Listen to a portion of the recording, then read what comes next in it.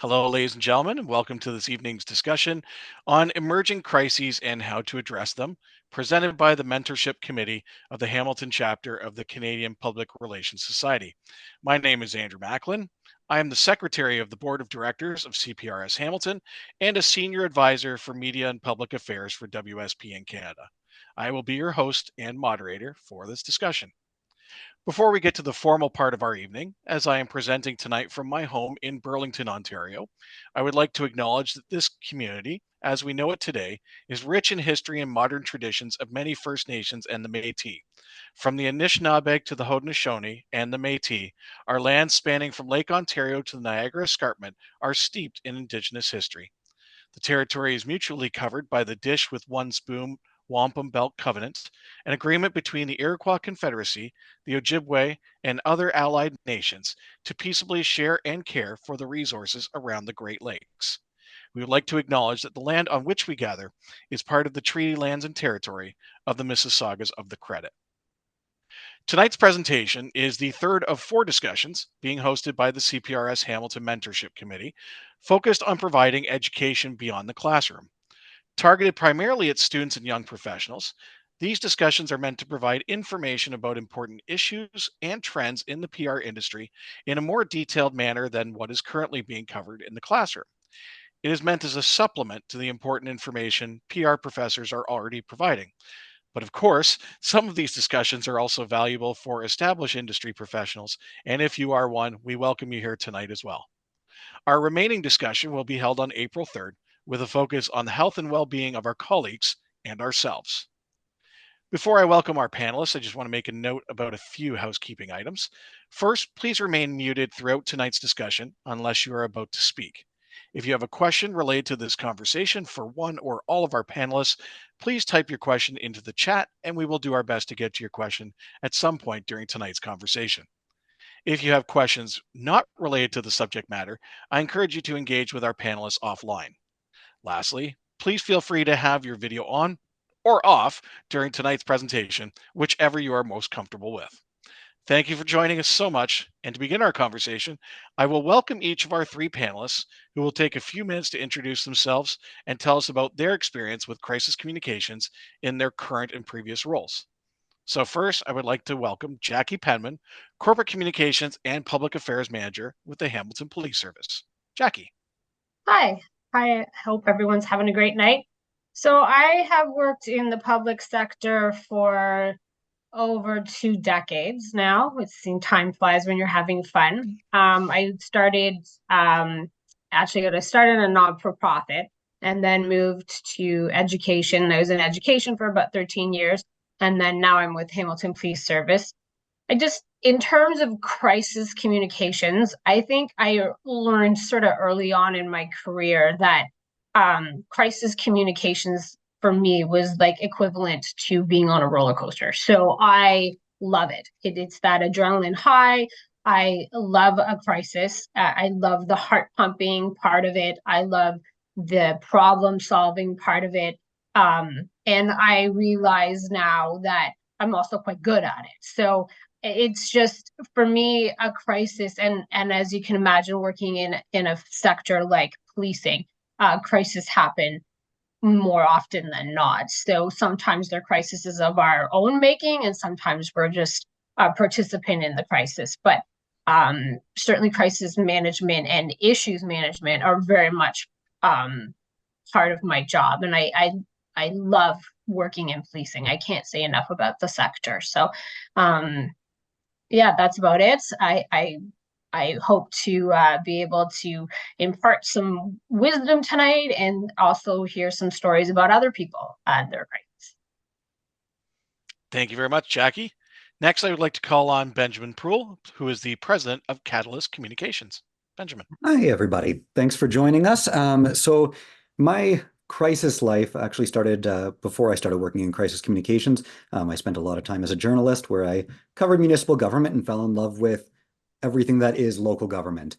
And so in 2013, I was pulled in by a designated crisis communications firm to provide them support specifically on the media relations side. and then moved into the crisis planning side and then into crisis execution. My first on the ground crisis ever was the Southern Alberta floods of 2013. For those of you that don't remember, they were massive and required tens of thousands of people to be evacuated, and it was an intense one to start my career that way. But it was sort of, well, I was going to say trial by fire, but trial by flood. And I just kind of kept going from there, and worked with municipalities consistently throughout the country. I started my company, Catalyst Communications, in 2019, which in hindsight was a crazy way to start, right before the pandemic hit. But we ended up being busy just because of the pandemic. Municipalities in particular needed a lot of support, and there was a lot of municipalities that weren't experienced in communicating through something like a pandemic, obviously, but through something that lasted as long as the pandemic. And so we supported municipalities in that way and continue to do so through all kinds of crises these days. Our portfolio includes many areas of communications, but our main focuses are crisis communications, crisis management, and public engagement. So between the three of those, crisis tends to take over quite often. Thank you very much, Benjamin. And from one former journalist to another former journalist, lastly, let's hear from Tom Kennedy, a communications consultant who just came back to Canada after 10 years working in communications in Australia. Tom. Thanks, Andrew. Hi, everyone. Good to see and hear from you all. Yeah, so as Andrew said, I started my career as a journalist here in Canada. I'm from Australia, but I started my career as a journalist here in Canada. I've worked in media, government, sport for the past 15 years.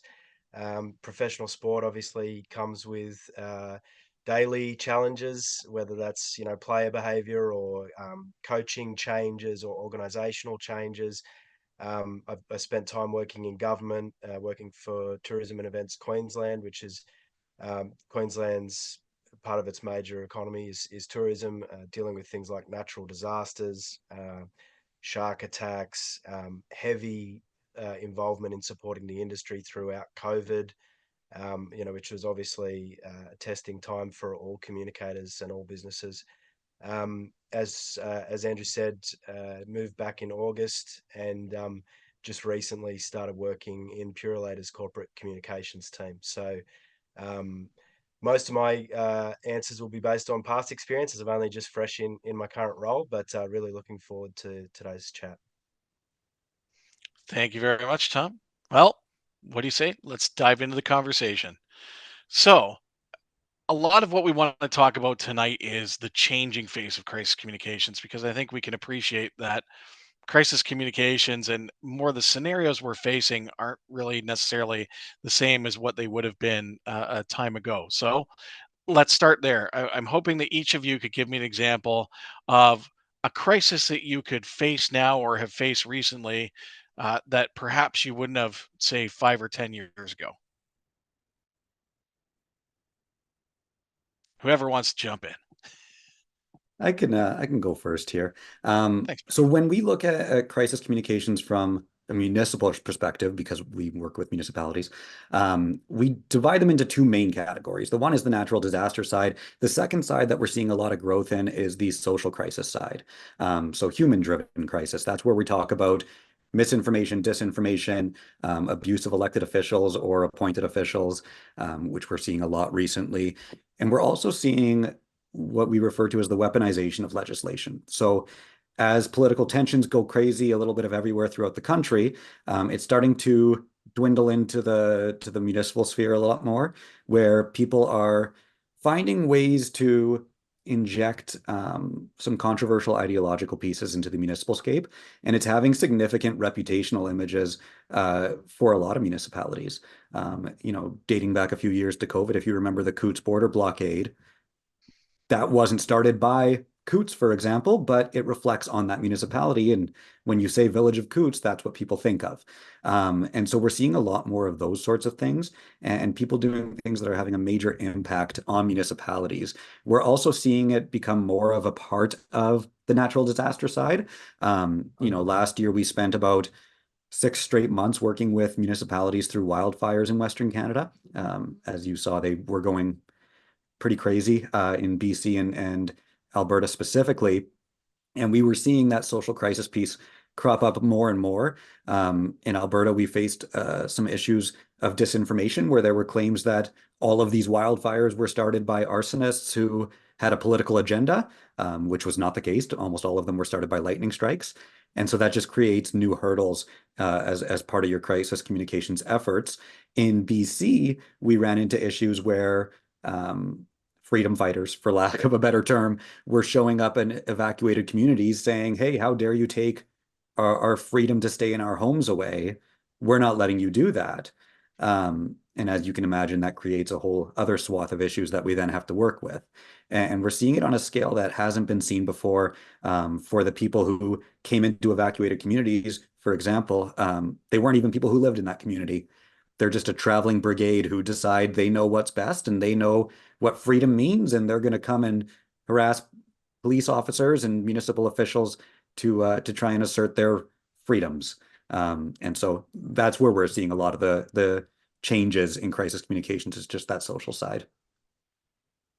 Awesome. Thank you, Benjamin. Tom, Jackie? Well, I would say I'm going to pick up on that too, because I think, there's always I think crisis for us happened so much faster than they would have when I first started. Like when I first started my career, you think of it more like a rolling wave. And now it's it's like a wildfire, right? Sometimes I found things took longer to gain traction. And now for us, like, a video pops up in social media and you're in the crisis. You don't have time to think because the crisis is happening. But I do think that ideological part of it, like that was never part of my would have never been part of my work like 5-10 years ago, maybe a little bit, but certainly now, from the side of policing, this idea of free speech and the kind of line that we in policing have to keep, and we're neutral, but yet we're being pulled on both sides, being accused of trying to side with one side. And that's something that certainly when I first started in policing, like, we just didn't have that. Yeah, you had protests, but not getting pulled into that protests in some way, the same way that we were before. Like, I mean, I think about 3 or 4 years ago, we had these they called them yellow vesters that would protest at City Hall sort of every weekend. And, we were getting pulled into the crisis of being siding with this sort of far right movement. And even I was at a meeting a couple weeks ago, and somebody was talking, somebody got up in the audience and said, how do you ensure you don't hire far right extremists? And that just never wouldn't have happened before. So I think that ideological part of it, it certainly is part of managing that crisis, making sure that for us that we always appear neutral. Yeah, I agree with everything Jackie and Benjamin said. And I had on my notes also about just the changing pace of technology, and trying to keep on top of trends, trying to keep on top of platforms, and as communicators, we need to be all things to everyone, and try and be across every piece of information that's out there, and try and a bit of Nostradamus as to what's going to be coming our way. And with the changing pace of technology, that becomes increasingly difficult. Obviously, there's opportunity there as well with the tools that are becoming available, and using the resources that you can and understanding the technologies that are out there. But there's risk there as well. I mean, we're seeing as a specific type of crises, cyber incidents are becoming so much more prominent for big organizations. In the last 12 to 24 months in Australia, we had two big cyber incidences on quite major companies that held sensitive data, and watching the responses to those from the outside as a communications professional, trying to sort of forensically analyze the response and how it's received. And it's really interesting. There's a few. There was Optus was one company, a telecoms company, and Medicare, which is public health. So I'd recommend doing some searching on those and the responses and the critique of those. And just this week, and maybe it's why Jackie's got her hand up, just this week with the city of Hamilton, I was reading about that in the spec this morning. So, this is a new world, a brave new world. Jackie, you're on mute. Sorry. That's exactly what I was going to say. Is I think from a learning perspective, here you've got a crisis that's happening right now, right? The city has struck its EOC, Emergency Operations Center, and here we're watching this unfold, and it'll be interesting to see sort of after it's over, how was it handled, and because certainly the criticism's already sort of started, so and they're only a couple of days into it. Yeah, it's surprising how quickly the transparency issue has been raised. I mean, it's alive in the crisis. It's 2 days in, so yeah. And I think you make a valuable point. The I guess the good part for people like us with these unfolding in the public is that we're actually getting some pretty strong examples, kind of what to do, what not to do, that we're able to witness in front of our own eyes and kind of, add those to our own notebooks, add those to our own portfolios to say, right, if this happens, I know there's a couple of places I can look for strong resources. So I just taking that a little bit further, I know for myself, I have what I need to do when crisis hits, right? We've all got our this, then this, then this, then this. And I'm just wondering, with these new types of crises that we're seeing, is how you are approaching those first few steps, those first few reactions. Is that changing at all? Is that evolving? Are you having to do things a little bit differently in the early stages of your reacting to a crisis? Or are we still finding that the methodology that we've been using for so many years is still the methodology that works for us? I find that the methodology has changed a little bit in the sense that community engagement part of it is critical to your crisis management. And I don't know that, I think it's probably maybe being always been there, but going back to the ideology part of it, I think that, yeah, like you need to engage your community and your stakeholders like as soon as possible. And I think for us, like, if we have an incident where, say, it involves a sector of the community, it's gathering that, like, you can't wait a couple of days to gather those communities key, like, spokespeople in that community and gather them together.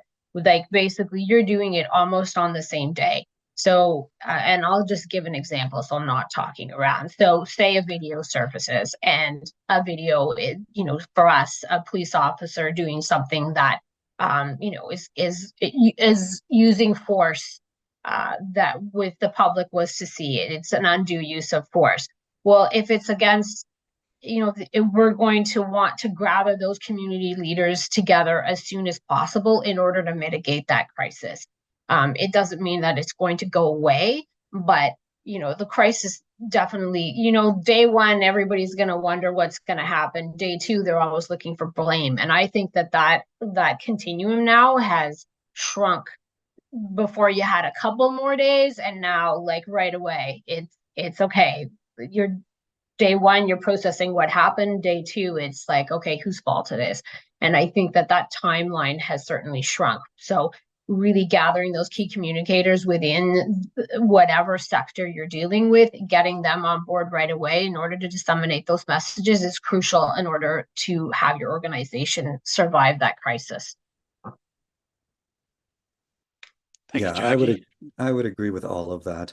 I think there's two additional pieces that we look at in the municipal sphere. One is obviously that, we have a crisis communications plan in place, or the organizations that we work with do. And so you immediately look to activate those pieces. But as Jackie said, the time piece is the one that shifted drastically over the last few years here. So it's no longer, hey, we're going to put out a statement in 3 hours.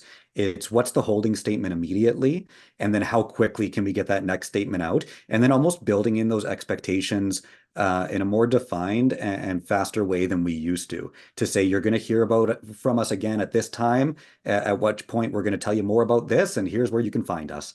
To just sort of build in those expectations and lower those public anxieties, because people are so quick to go from 0 to 1,000, where if there's something that they don't know, now they're going to speculate, they're going to spiral a little bit. And so making sure that you give them enough that, you know, they understand that at least you're on top of it, you have it, you've seen it, and they'll be able to get more from you as soon as possible.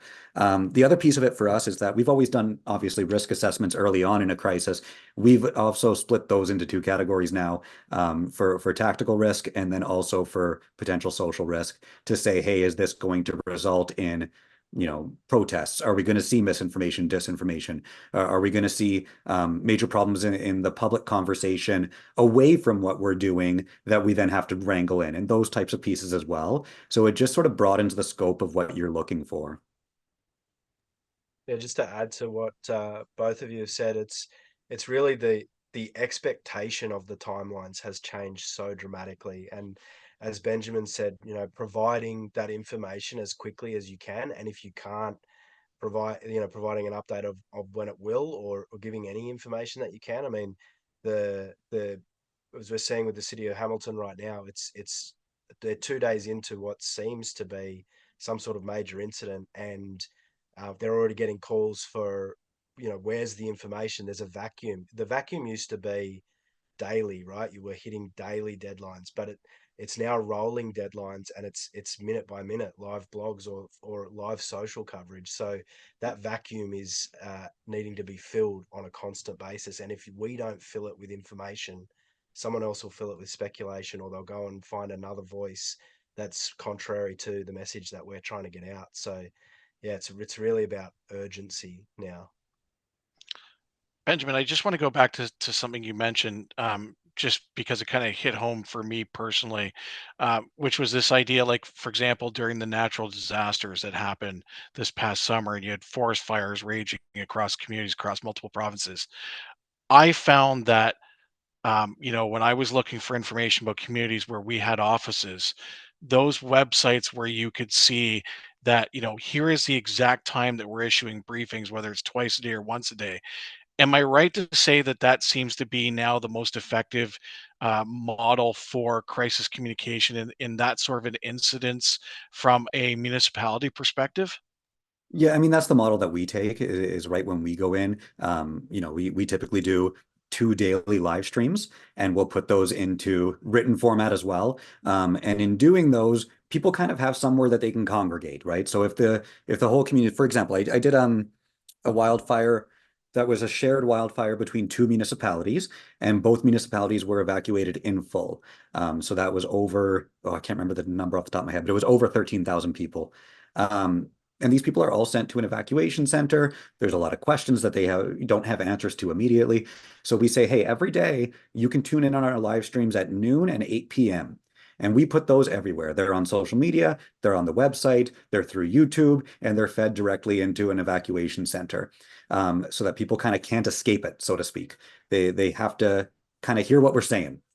And in those, we go through everything from an update of how the fire is progressing to what the community is seeing in terms of, hey, this is how we're protecting your homes. We're going around and we're pulling plants away from your door fronts, and propane tanks away from your siding, and those types of pieces, because people are seeing on their doorbell cameras firefighters go up to their house, and then they're obviously scared because they don't know why there's a firefighter at their door.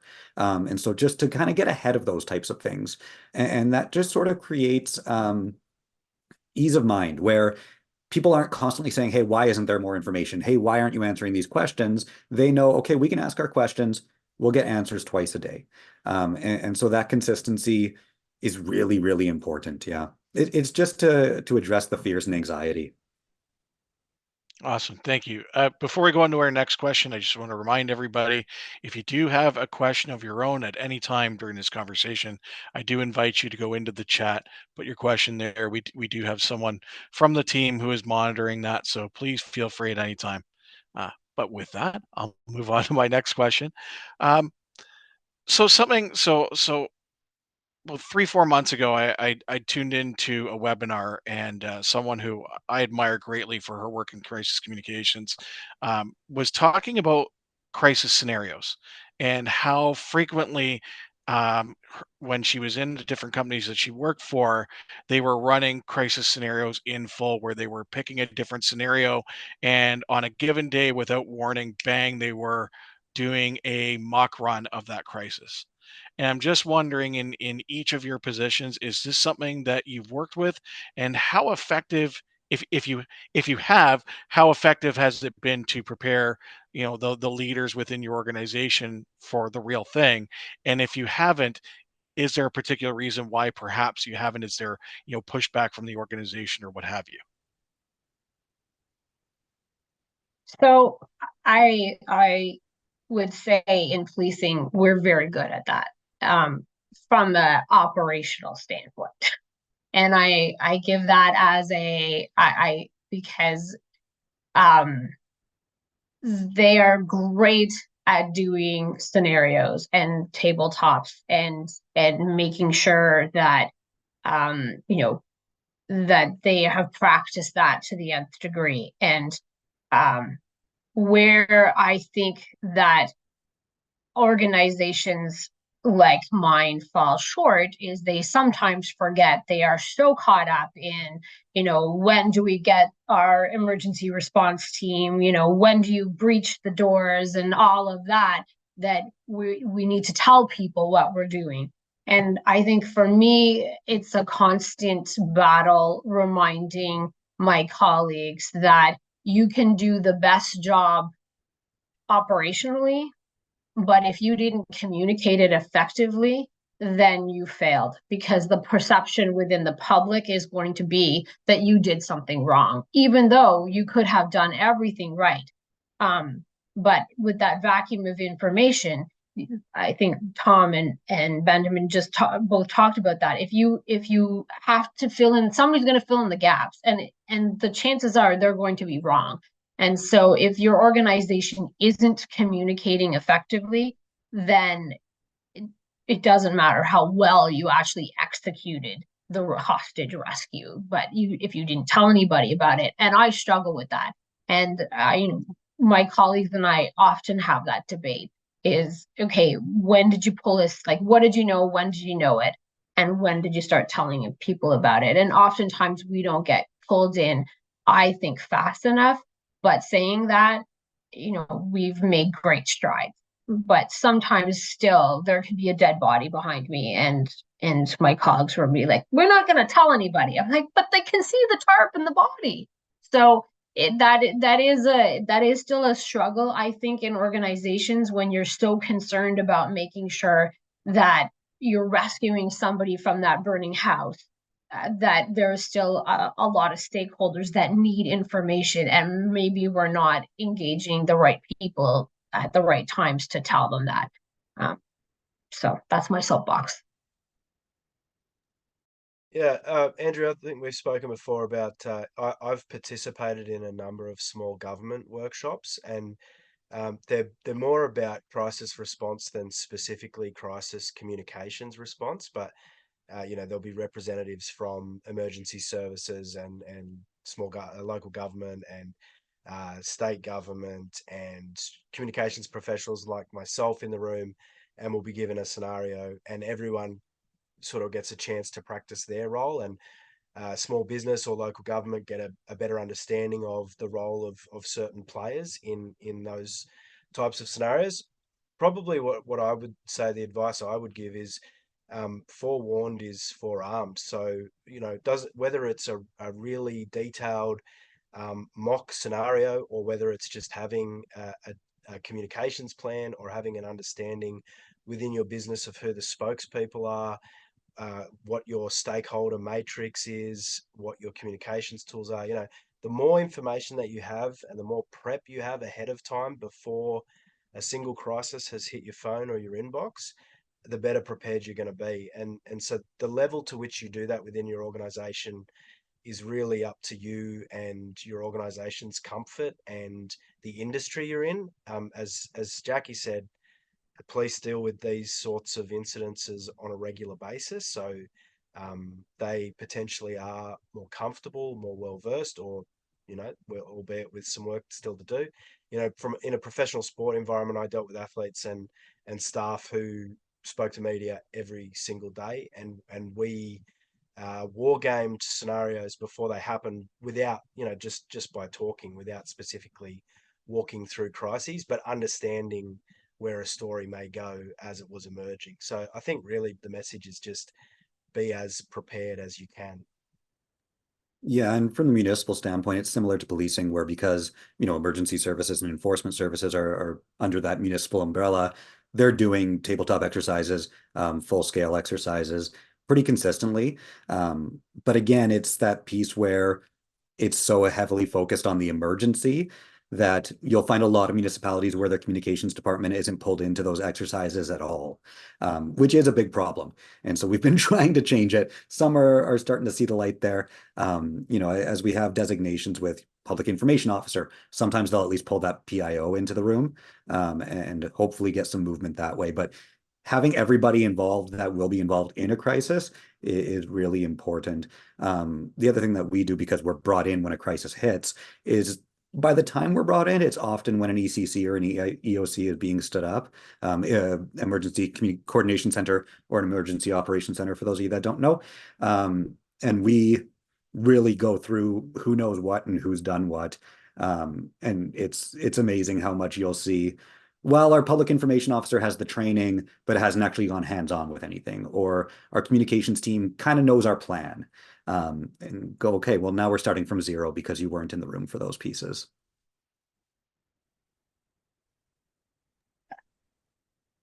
I would just say too, like I think for anybody who's sort of thinking about, wanting to go into communications in the municipal sector, like that EOC is a pretty amazing thing to see in operation, because it is, all the heads of your departments and your emergency services, and depending on what the scenario is, different people lead the EOC, depending on what the crisis is. But you're never, in a scenario like a wildfire or a flood or anything like that, you're never trying to get that information without being in that emergency operations center. Everybody's right there. So it's a pretty fantastic thing to sort of see in its execution. So it just, for anybody thinking about wanting to go that way, that route, it's a pretty amazing thing, because it's such a fine-tuned operation.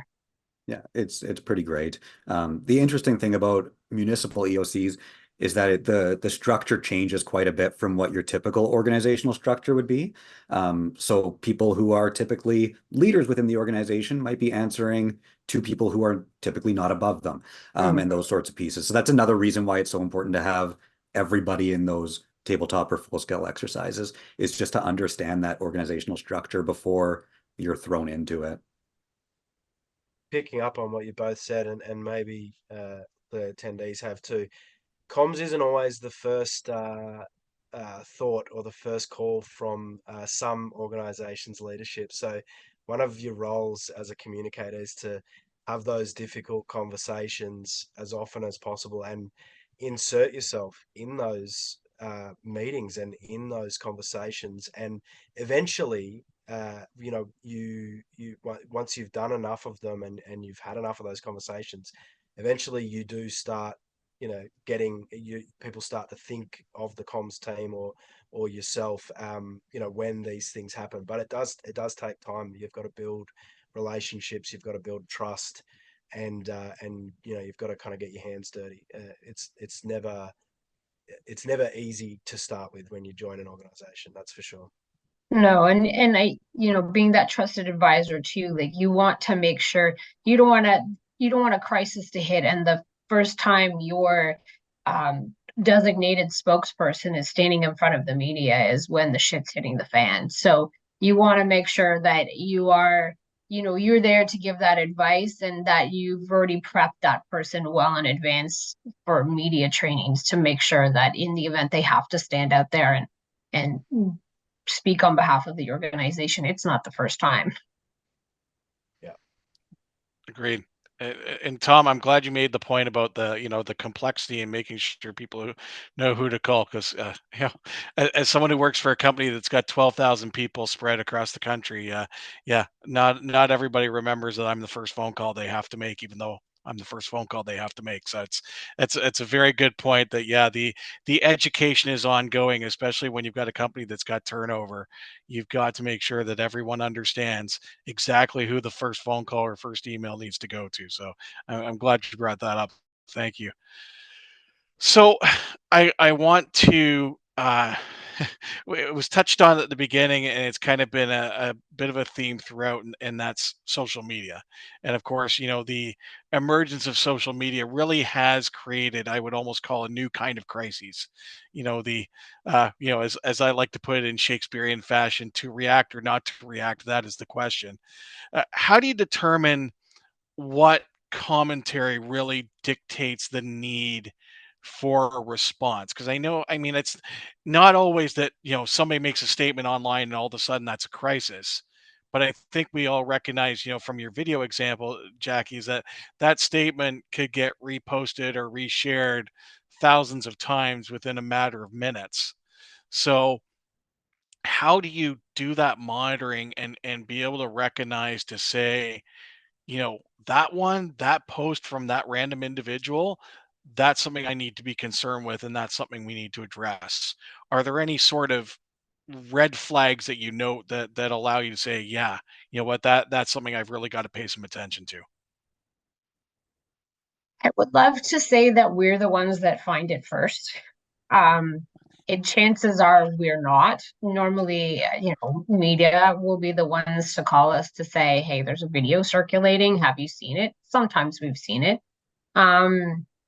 But I think sometimes, if you do this long enough, then you know what to identify as sort of a crisis, because there's so much out there on social media, and there's so many people who are just trolls, and who, you tend to see the same. For us, we tend to see the same people. But if I start to see themes, and I start to see new people jumping in, and then it's sort of like, is there something here that we have to rectify? Is there misinformation that's flowing? And usually for me, the first thing is there a crisis that's already happened? And then we'll jump in to, or there's maybe an issue that's taking place, and there's misinformation, and we need to rectify it. But in the instance of a video, which we had last year, where a video surfaced, where somebody was tasered in a Canadian Tire parking lot after a medical episode. And right away, while our officers didn't do anything wrong, it was a crisis that we had to manage. So I think you just become really good at being able to differentiate between what is somebody just venting versus, there's a serious issue here that is potentially going to damage the reputation of your organization. And that just, I think part of it comes with practice. Yeah, and there's certain oh, sorry, Ben. There's certain things that you see a lot of, as Jackie said, and you'll just know, you'll have a feel for that, you may have experienced previously. Some stuff's just in an echo chamber, and it's not going to be heard. Some stuff you don't actually want to give oxygen to, because that may be what turns it into a fire. And then other things, there may be members of the media tagged, or there may be public officials tagged, in which case it has the potential to get to a bigger audience and therefore gather some steam. So it's really just about monitoring it and making a judgment call. It's not a perfect answer. Experience gives you a lot of that, an instinct which you get from experience, and having the right tools, whether you're using Hootsuite or Sprout or whatever platform you're using, and having your keywords set up correctly, doing that legwork in the front end, which is quite painful to set up, but ensuring that when these mentions are coming through or keywords are coming through, you're seeing the right content. Because with large companies or with government or emergency services, the volume is massive, and you're monitoring these channels 2 or 3 times a day normally. So you want to be able to quickly assess, and you want to make sure that you're seeing the right content. Yeah, and sadly, I don't think there is a better answer than when you know, because everything is so different based on the crisis, based on the organization. For us, there's typically very good questions that come through, and then we go, okay, well, we'll answer those, but there's often not time to answer hundreds of comments or questions either. And so you kind of have to narrow it down by necessity. The piece that we really try to key in on is how are people reacting to what we're doing? And so during a crisis, you're going to be doing constant sentiment analysis. And you can do it through, there's various software tools that'll let you do it. For small organizations where there's 10 comments, you can do it on your own. But the idea behind it is that you're sort of throughout a crisis gauging how people are reacting to what you're doing. And if you're seeing really sharp spikes in negative sentiment, that tells you that something has gone wrong. And so that'll help drive how you're creating messaging, what's getting out there, how you're approaching the situation. And so that's mainly where we look at those different pieces. But my first instinct is always, if it's a reasonable and fair comment or question, then there's room to answer it if there's time and capacity. I always tell municipal staff that I'm working with, if somebody's coming out swearing or abusive or whatever it might be, I don't care what they're asking, we're not answering it. And so that's one thing to remember is it's very easy on social media as a communications team member to feel like, okay, they're attacking me, I have to answer. That's not it. They're attacking the world, and you just happen to be on the receiving end of it, and you don't need to put yourself through that. So step away from that. And that's where community guidelines come into play too, right? Make sure you have those established, and that's your kind of playbook, your rule book. There's a really good point about measuring throughout rather than just after a campaign, right? To, sentiment tools and other tracking, and just looking at media coverage, looking at social media responses can give you kind of live feedback on how you're doing.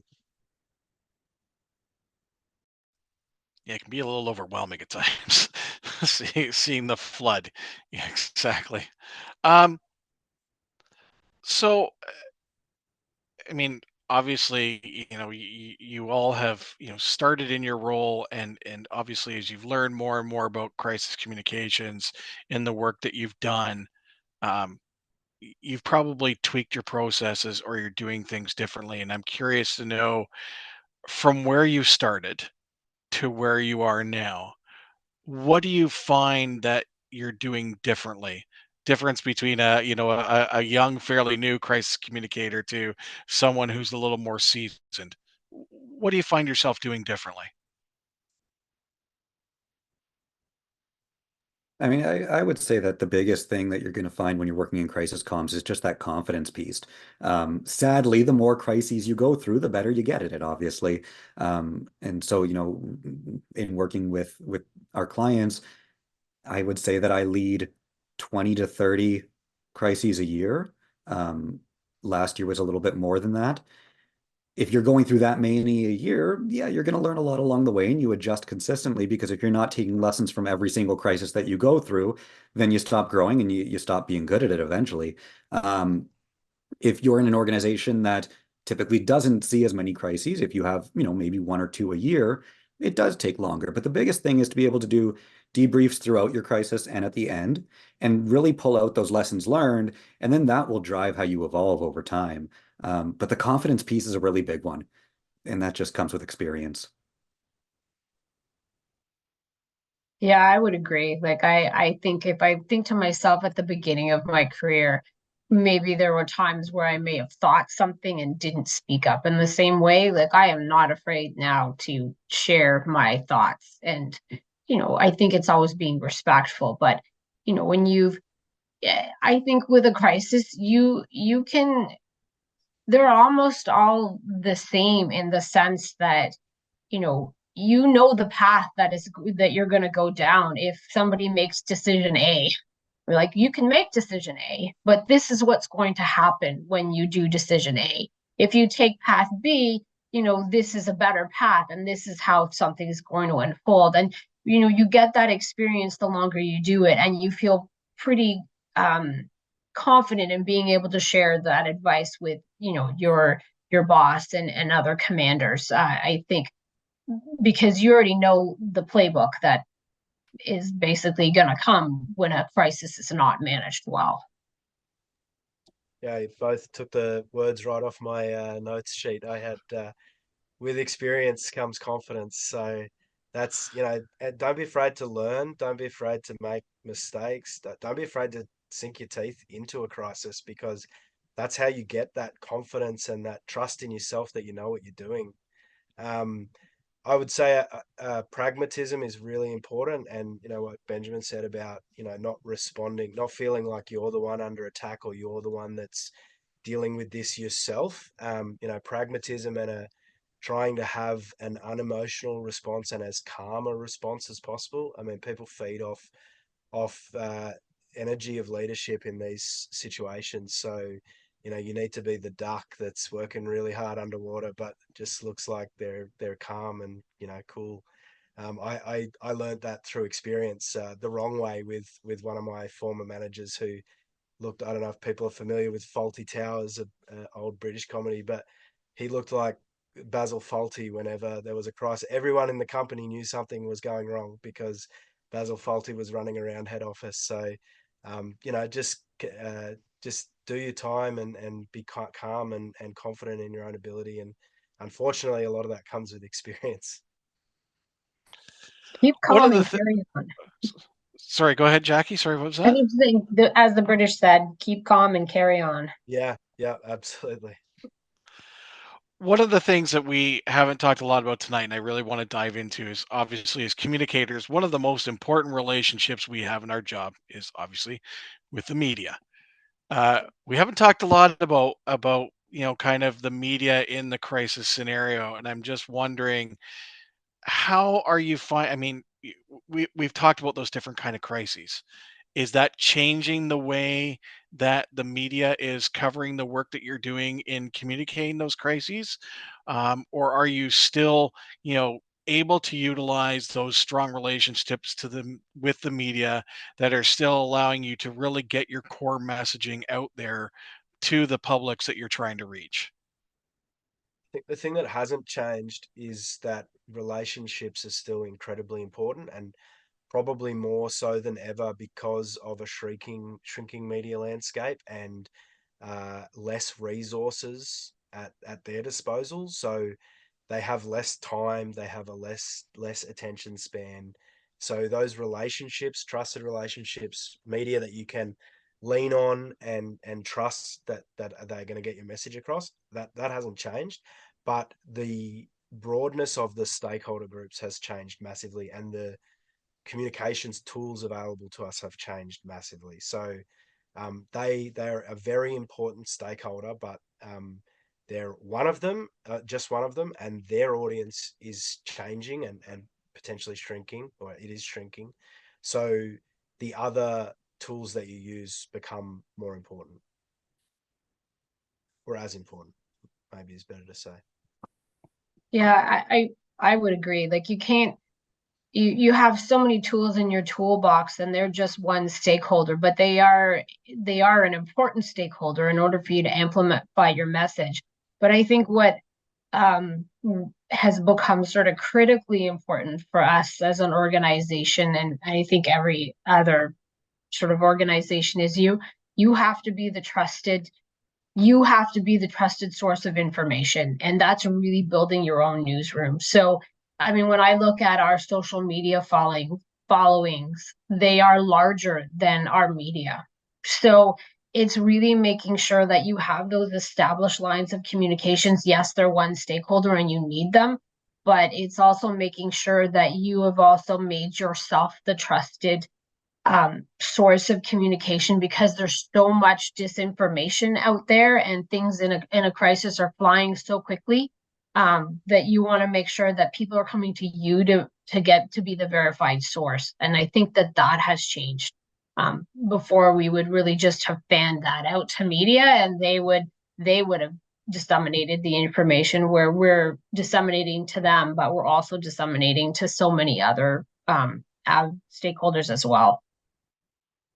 Yeah, and I think an important piece of that is just what's happened with Meta over the past couple of years here, where you can give media all that they want, but it's not going to show up on people's Facebook or Instagram feeds anymore anyway.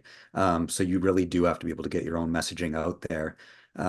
Some of it really comes down to the scope of what's happening. If there's a social crisis, for example, we're going to put a little bit more weight into how we prepare people in some ways for those spokesperson pieces. I just finished working with a community where there was a community petition to ban pride flags and pride crosswalks in the community. That's a pretty significant story for a municipality where it can impact them in so many ways that people aren't realizing right up front. Economic development, tourism, all of those different pieces. So for something that's sensitive, yeah, there's going to be a little bit more of an effort put into some of those media planning pieces. But some of it does go back to how do you fit media into what you're already doing? There was one of the wildfires, and I'm going to mention wildfires a few times because it was so much of our year last year. One of the wildfires that we were working with, there was one day that I received 50 media requests from 50 different outlets because that wildfire had become a national story and they had brought in wildfire teams from South Africa. So now those outlets were calling as well. And so we started redirecting them to those live streams that we were doing anyway and said, that's your media availability right there. And by and large, they stopped calling. They would wait for the live stream just like everybody else. They would quote directly from it as some would say it was an update, a press conference, whatever they wanted to call it. I don't care. And that way we were getting out that consistent information too. So everybody was hearing the same thing. So it's just about controlling your own message. I think too, the one thing to remember is, obviously different crises are obviously different. There's a local, there could be a national. I think when you're dealing, like it's certainly for us as a police service, we deal with the same media outlets day in and day out. We have relationships with reporters. I think it's always important to remember that we sometimes, I think, as communicators, get a little bit, oh wow, like CBC National is calling, or we got a call from CNN, like oh my God, People Magazine reached out, and but it's the bread and butter of those local relationships that you always have to remember in a crisis. And I think sometimes it's giving them that media availability first, or at least because they're when the national and international media have picked up and left, they're still here. And those are the relationships that really are the ones that you have day in and day out. So I think with the media, it's just always remember, yes, they're getting scarce, and certainly they're like everybody, they're doing more with less. And they're certainly relying on you to feed them information, but they are important relationships, and don't ever forget about the fact that when the big guys have rolled out, they're still here doing the work. And those are the relationships that you need every day. I will say that at police scrums, it's very noticeable if you pay attention that officers always call on the local media first. Before I move on to our next question, Benjamin, just really quickly, you've talked about some great examples of the fact of how this was done effectively. I'm just wondering, is there a municipality or two that maybe the people who are on this webinar today could go check out and look back in their records just to see how some of this is done? Is there anyone that maybe you want to recommend that, clients or not clients, that perhaps might still have those resources online that would be worth some of us taking a look at? Yeah, you can go and look at the town of Edson in Alberta is the example that I give. They were a client of mine. It's tough to give examples for ones that weren't because I'm not in there as much. But go visit the town of Edson's social media, their website. I'd hesitate to say if it's still on their website, but go look at their Facebook, for example, and you can see all of the posts from when they had the wildfire, all of their live streams with their, intermunicipally or just themselves.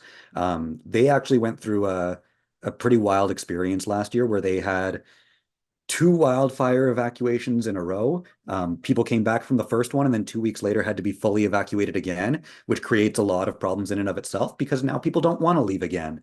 And then after they did re-entry from that second wildfire evacuation, I don't remember exactly how long, but it was only a few days later that they had a major flood and the municipality flooded. So going back and looking on how their communications evolved throughout that is actually a really good example. I personally appreciate that you're using that one, Benjamin, because that was one I was watching closely, having an office in Edson. So a very good example.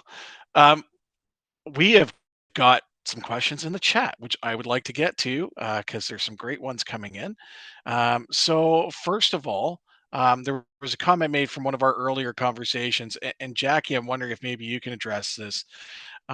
But there was talk about, when abuse becomes threatening, then it's time to bring in law enforcement and take some photos of it as evidence. Is that something that you're hearing or seeing more of coming into Hamilton Police Service, where people are, presenting some of that abusive language, or is that something you have a sight line into? Again, abusive language. I gotta tell you, if we were looking at abusive language, we would be, um, I don't know that we would be doing anything else because certainly from a police perspective, not everybody likes that. So there's a lot of abusive language.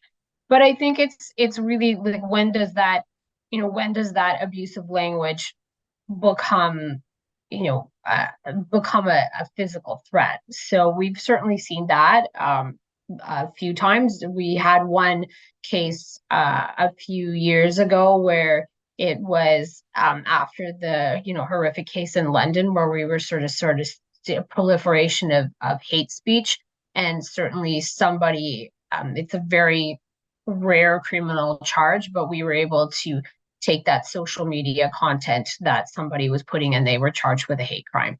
So yeah, when does it transcend? The other thing is like where it is the person live, right? Like sometimes you might be reporting it to Hamilton Police, but it's actually taking place in another jurisdiction. So it's certainly not.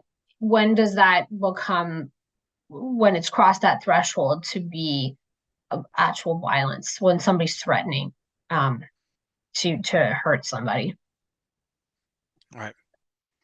All right, thank you for that. Another question that we have for all the panelists: has AI affected how you're managing crisis communications? And if so, how? So yes and no. I'm happy that this question was asked because I think it's an important piece of it. The concept of AI in crisis is still not there yet. If you're putting your crisis messaging through AI, something's going to go wrong at some point or another. It's still, your messaging has to be human.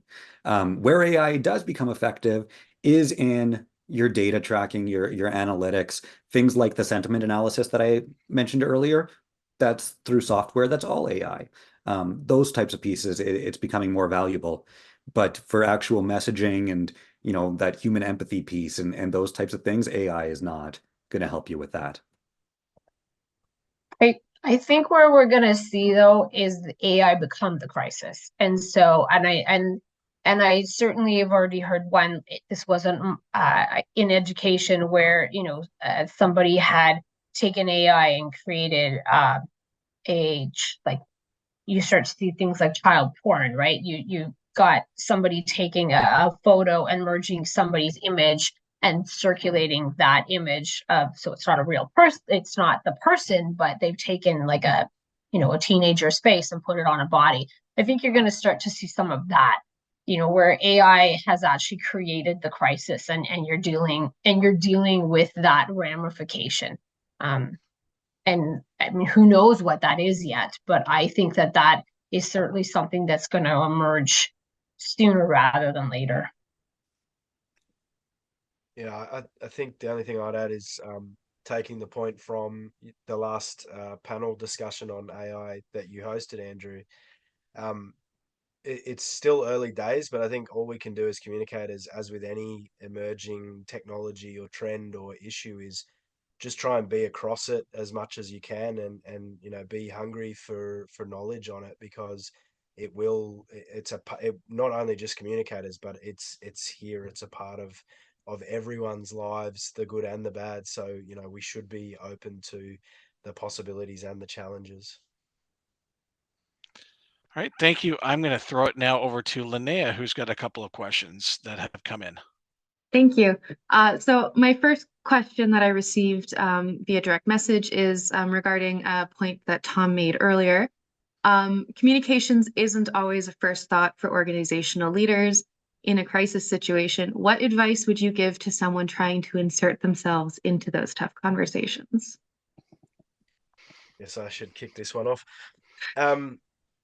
Yeah, look, it's about building relationships and building trust, wearing out shoe leather in the office, making sure that either your direct leadership or other leaders within the business are familiar with you and understand your expertise and your role. And depending on what your role is, it may just be that your manager, you need your manager to understand that, or it may be that you're in that senior role, and that's just about as comfortably or uncomfortably as you can, making sure that you're in those meetings that you need to be in, and having those water cooler and coffee station conversations with different parts of the business. The job as a communicator is to break down the silos to make sure that there's a flow of information across a business.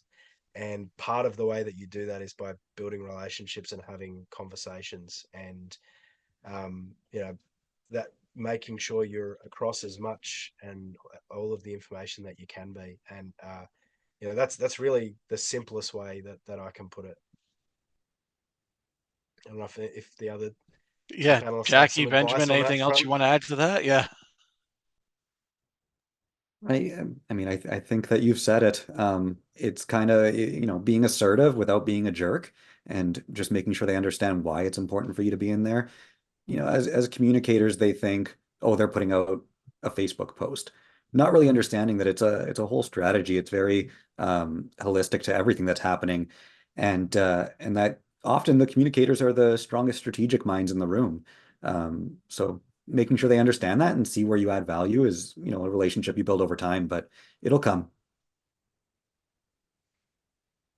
Jackie, anything you want to add to that, or? No, I think it's exactly that. I think, when sometimes communications is the last one to be called, it's because they see us more as tacticians. Like, we just do the tactics, the social media post, write me a media release. What they don't see is the strategy that comes behind it. And I think, that's something that I think is just part of our profession. It's sometimes it's that fight that you constantly are having about being at the table from the beginning, and not, if you're at the table from the outset, you can help mold the strategy. If you're bringing me in at the back end to clean up the mess, well, that's not really helpful for anybody. So I think the advice that's been out there is really having those relationships. Like, you really want to show the value that you're going to bring to the table, and once you start doing that, then that trust is there. And once that trust is built, then you sit at the table from the outset, because they know that having you there is going to mitigate it from cleaning up on aisle 7. Thank you. Linnea, back over to you for the next question from the chat. Thank you. Okay, so if you'll allow me, I'm going to insert my own question here, because we've got a number of questions about resources for learning more, and I think we can kind of lump those all together. So my question, I made a joke before most of our guests signed on today that it's only been I had a whole 6 hours in between crises today. I work in healthcare, for reasons that are difficult to identify. We've been in a prolonged state of crisis, and it feels like it's kind of never ending. And especially given the people we serve, the patients who are going through really challenging things in their personal health, everything to many of our patients and clients, so to say, is a crisis to them. And that's extremely valid. It's not always a crisis to us. And I'm finding that sometimes we are getting a little jaded. And from all of you who deal with crises on a regular basis, I'm just wondering if you have any advice on how to stay sensitive while also separate, because I think it's all too easy to be hardened to things a little bit. I think that that's such a great observation, because I think that's certainly something that for policing is a big thing, right? Because, you think about an officer on the street and the crisis that they're responding to each and every day. They see things that are so horrific that, most of us don't see. And then, they have they come across somebody and then they're dismissive, and then it comes back to, well, like, this officer was an ass and a jerk and you guys don't know what you're doing, and it questions the legitimacy of policing. I think and we just had one the other day where, like, somebody reached out to us in public affairs, and the person was very concerned because their business was suffering somebody coming in constantly and not paying for their meal, and they're like, we need somebody out tomorrow. And I think, part of me wants to respond and say, okay, dude, like, we've got stabbings, we've got domestics, like, the fact that this person's walking out on a tab is not a priority. But I think it's just, always trying to be empathetic and putting yourself in somebody else's shoes, because what is the worst day for somebody, and it seems like, in the grand scheme of everything that you've dealt with, that it's this big. I think it's just being able to constantly doing a recheck to make sure that you remember that, yes, you may have seen worse and there are bigger things. To that person, that crisis is big. And I don't know how else to do it other than just to have that constant recheck to say, okay, I got to take a breath here, because for this person, this is a big thing. And yeah, but I don't know what else to say, because I think the longer you go and the more you see, it's so easy to be dismissive about the little things, but it actually comes back down to that customer service piece. I think when you work in public sector, we deliver a service, and that service has to be delivered no matter how big or how small, because ultimately that service is the reputation of your organization. Yeah, I think you're spot on about the empathy and the emotional IQ piece. Like, do not underestimate the value of emotional IQ in a communications setting, and understanding. I always go back to the why, which is kind of the strategy, but why are we communicating this piece? Why are we responding to this crisis? During COVID, the amount of working in government, the amount of updates that were delivered on a sometimes multiple daily basis, and you can get kind of bogged down in the detail or get jaded by the amount of information that you're having to communicate. And from that perspective, the why is, in our roles, we were supporting an industry that was losing jobs. Our role in that sense, the why is, how can we provide the best level of support to our industry, who is going through a genuine crisis on a daily basis, and are having to deal with changes in regulation and changes in what they can and can't do for their business. So, just really tapping back into that empathy and that emotional IQ, but just remembering the why. Why are we doing this? What's the purpose for today's communications? Yeah, and one of the things that's consistent across major crises is that a lot of people will hang on to the small things because it's the easy stuff to grasp.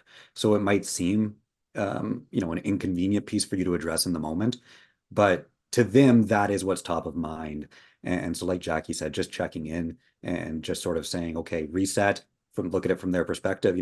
Anytime there's major community evacuations, the number one comment we'll get is, I left my dog behind. I don't know why that's a thing, but it is the number one thing. People are, they got to get out of their homes quickly. They pack up, they go, and they think they'll be back in a day, when really they might not be back for weeks. And so you'll find any evacuation leads to hundreds of messages of, my dog is in my house, what do I do? And to those people, that's a family member they left behind. That's something that's very important to them in that moment. So when we're developing our messaging, we've developed what we call the FACE model. There's a bunch of these, all acronyms. You can use whatever you want. We use FACE. Facts, action, context, empathy. Facts is what do we know that we can tell you? Action is what we're doing about it. Context is the additional pieces surrounding it. So some of, hey, we're going to talk about this at another time. Here's other organizations are doing this, those types of pieces. And then that empathy piece really forces you to look at what else can we say that's going to make that human connection. So sometimes it is going to be thank you to our nurses who are working so hard through a pandemic. Thanks to our firefighters who are protecting your homes. Sometimes it's going to be condolences, but sometimes it will be, hey, we know a lot of you left your dogs behind and we're trying to figure it out. And so if you can check in through that stage, it just makes a big difference. And then you build their trust as well. And if you can gain trust through a crisis, there's a saying that goes, never waste a good emergency. From a communication standpoint, that's where you're looking to never waste it. You can build trust and a lot of goodwill by, really securing that empathy piece. Thank you. you so Linnea. much. Yeah. Okay. That was incredible. Thank you. So I now have 3 more questions in the chat. And I think they are all related. What monitoring tools do you rely on to identify crises, social, web, especially with rapidly changing technology? Any resources that we can recommend for someone who wants to learn more? And how do you define success in a crisis? And maybe these are all separate and we want to address them all separately, but I think that's where we're gonna go. Thanks. Resources and success. Jackie. Well, I'm gonna go to the success. So I have had really good, I have the best example of a crisis that went horribly wrong. And certainly not from a comms piece, but from a leader that wouldn't listen to, and it lingered it still lingers, like, to be quite honest. Like every year the anniversary of it comes up and it's always in the paper, like, this is what happened. And when we think about 5 years ago, it like I think 20 years from now it will still always be something in the paper. So for me, success in a crisis is that it's almost over and done with in a very short period of time. So when we're talking about sort of a reputation, like, and I'll go back to the sort of example of a video. So we had a video where, and then we put this video out ourselves. So nobody knew about the video. It wasn't on social media. We got the video because we had known that this individual had gotten hurt.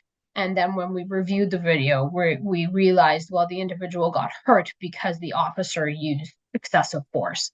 And so we were proactive in putting out the video, suspending the officer, we didn't put out the video initially because it was part of a court case. But we said, this officer was suspended. So we proactively put it out. We called in members of the community right away and said, here's what's happened. This is what we've done. Because it was affected our Indigenous community. This is what we've done.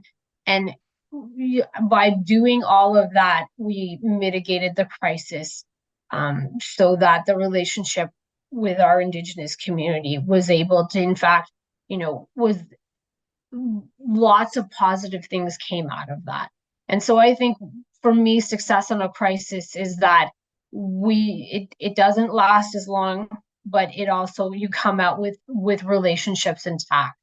I think, conversely, when something isn't managed well, those relationships are damaged to the point of you are like taking so long to have to repair them. So I have the two examples, the two sides of it, and I can always tell when something is sort of over and done with, you've managed it well because it's not lingering. Yeah, Jackie, I mean that's spot on. The instinct of organizations that don't have that crises or even media experience is kind of to try and bury something and stick their head in the sand and avoid it. But as we were saying with the media vacuum, the kind of the more you let something drip feed, the longer it's going to go on for. I think I said to you before, Andrew, my approach to crises is, um, where is this going and how can I get there as quickly as possible? That's my first instinct with a crisis. I want to beat the media or whoever else it is to the punch and get there as quickly as possible, because it's going to get there anyway, whether it takes 1 day or 5. So, let's just understand as much information as possible and get there. In terms of resources, there are so many out there for media monitoring and social media monitoring. I'm using Cision for media monitoring at the moment, and Sprout Social for social platforms. But there really are so many, and there's so many different factors based on what your organization's needs are. Generally, you just need to go to tender and understand from each company what service they provide, and then based on your budget, you kind of can make a decision based on that. But yeah, I wouldn't have anything more to add in terms of what success looks like. I think Jackie nailed it. Looking at resources, I agree. I use Cision as well, but there's a few others that would do just as well of a job. Meltwater is one that I used to use. If you're looking at it from an academic standpoint, Timothy Coombs is really good. He writes heavily on crisis communications. Amanda Coleman in the UK has great content surrounding crisis comms. Your best teacher for crisis communications is experience, unfortunately. So until you've been through it, there are things that you just won't know. But there are a lot of conferences out there, communications focused or industry specific, that more and more are focusing on the crisis comms piece, just because it is more important than ever, I would say. Looking at success, I think that what was already said is kind of it. How do you get there in the fastest way possible and get through this? On some of the more contentious pieces that are, like I said, that socially driven side, we call it playing for the tie. So they don't have to love what's going on. They just have to not be mad at you. And if you can achieve that through comms, that's a big win. And sometimes that's your measure of success as well. And then if you can build trust through it, if you walk away with, all your comments by the end of it are people saying thank you and we really appreciate how transparent you were and all of those extra pieces, then that's success. Sometimes crisis communications success is different from emergency management success. So, if you're going through a natural disaster and homes are destroyed, from an emergency management standpoint, that may have been successful because more homes weren't destroyed, or it may not have been. But from a crisis communications perspective, you're looking at it from the human angle. And so it's a different measure. The other resource that's available to everyone is watching live issues unfold and having it, observing the way the organization is dealing with it and thinking about, if that was you, what would your approach differ? Just making note of how it was received, what the media response was, what public sentiment is like. I mean, the City of Hamilton example that we raised earlier, that's a live issue, and I'll follow that now because it's an example, and depending on how significant that issue is, then there maybe some PR expert will write a case study that we can all read about later. Yeah, I was gonna say case studies. For me, like I find any conference or anything that I go to, I personally get the most value of listening to people talking about their crisis, like doing that timeline. Here's when the crisis unfolded, here's what we did, and here's the lessons learned. Because you always will take that away when your crisis comes up. You'll either have a contact that you can call, a colleague that maybe have gone through it, or being able to say, I remember that, when this agency did XYZ, it didn't work. So maybe we'll pivot to what they suggested would. And I think those case studies are valuable. So whether it's something through CPRS or whether it's through individual organizations, through any kind of networks, like we have one in policing, I personally find that that's the most valuable because,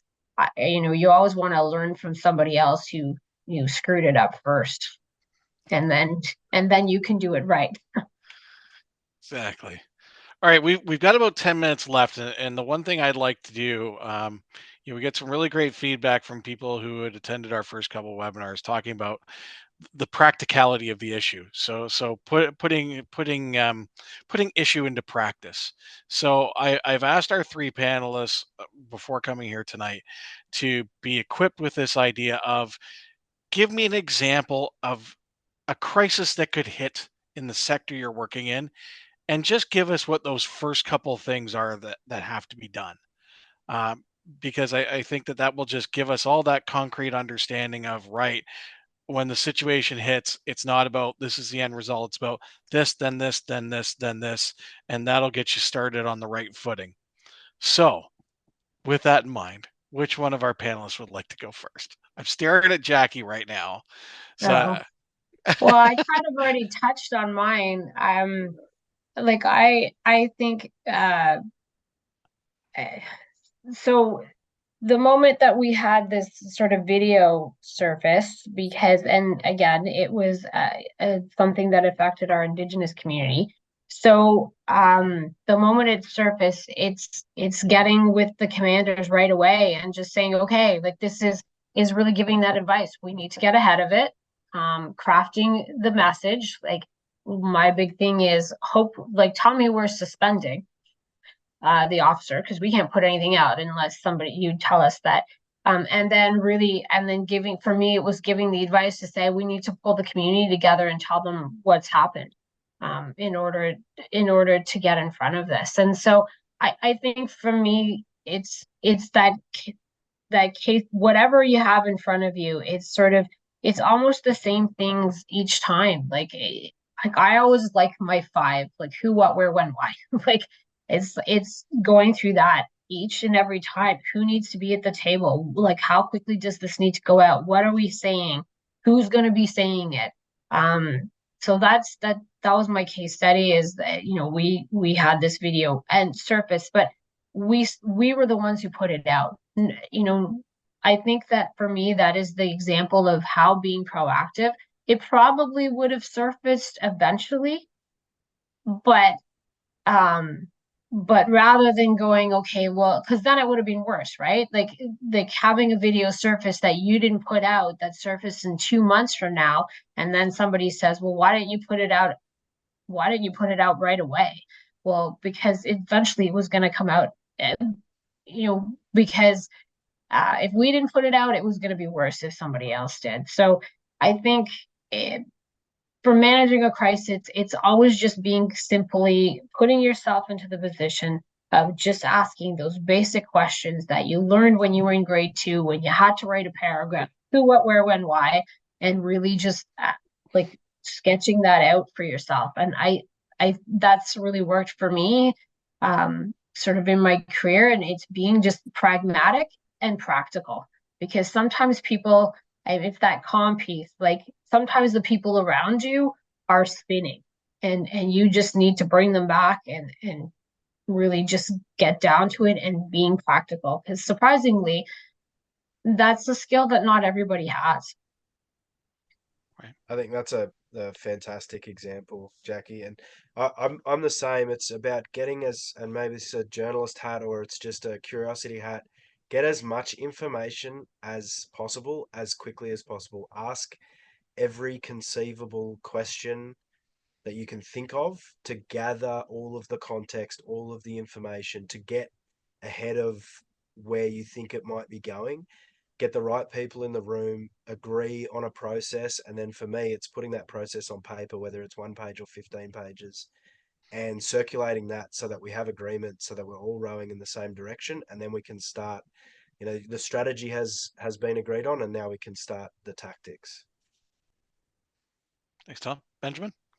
Yeah, I mean, both of those cover off most initial stages. We also do, depending on what the crisis is. Sometimes you don't know how bad things are until you actually go through all that information you now have and really triage things. And then we break it down into issues management, risk communications, or crisis communications. And depending what category you're falling into, it sort of tells you the level of depth that your comms are going to take on right away. And it gives you an indication of what you need to plan for as well. So if you're in risk comms phase, you know, I'll use wildfire as an example, just because again, my brain's been stuck there and we're in wildfire season again. But to look at it from that perspective, there were communities that brought us in during that risk phase where they weren't at evacuation yet, but the wildfire was 40 kilometers out. And so now let's communicate, hey, you need to be prepared for evacuation. You need to, these are the kits then and what you can put in them. This is how you register for emergency notifications and get all that messaging out. And then during that, we also plan for, hey, if we get to the point of evacuation, we're going to have everything ready to go, because we know it's coming. And if it doesn't come, great. But if it does, you're ready to go for it. So it's just always planning kind of 5 steps ahead and making sure that you're doing that from the outset. If you're immediately in a crisis, then it's about getting that holding statement out as fast as possible and figuring out your internal timeframes to get more messaging out. Wonderful. Well, that's brings us basically to time. So first of all, I want to thank Jackie, Benjamin, and Tom for joining us for such an insightful and educational discussion this evening. I know that the information you presented to us this evening will go a long way in helping everyone here understand how to best address a crisis when it hits, and it will, to their own company or organization. I also would like to take a moment to thank my fellow mentorship committee members, Megan McGinnis, Caitlin Costello, and Linnea Tostiga, who have helped create and deliver tonight's event. Thank you to all of you for joining us here tonight. I hope you found this discussion as valuable as I did. Before you leave, just a couple of quick notes. First, just a quick reminder of our upcoming discussion. We will host a conversation on mental health and well-being, both from the healthcare sector and PR professional perspectives. This is going to take place same time on April 3rd. So for more details, please visit cprshamilton.ca. Speaking of CPRS Hamilton, if you're not already a member, we encourage you to join our chapter. Again, you can find out more details about all the great reasons why you should choose to be a member by visiting cprshamilton.ca. If you are from outside of our region and are joining us here tonight and you're not currently a member of CPRS, I do invite you to visit cprs.ca to learn about the chapter in your area and how to join the organization.